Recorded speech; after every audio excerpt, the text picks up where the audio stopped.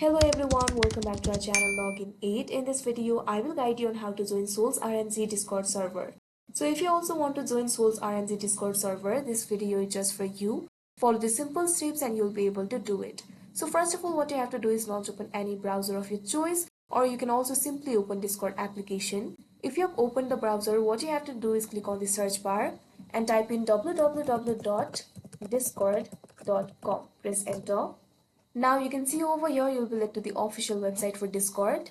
At top right corner you'll be able to see the option for open Discord. All you have to do is click on it. You can see over here you'll be led to this kind of interface. At left you'll be able to see all the servers that you've joined. Here you'll be able to see the option for add a server. All you have to do is click on it. Now you can see over here this kind of pop-up will appear. You can see several options over here: create my own, gaming, school club, study group, etc. Here you can also see the option for join a server. All you have to do is click on it. Now here you'll have to provide the invite link. Click on this box. Now type in Solana RNG. Now click on the option join server that you can see on your screen.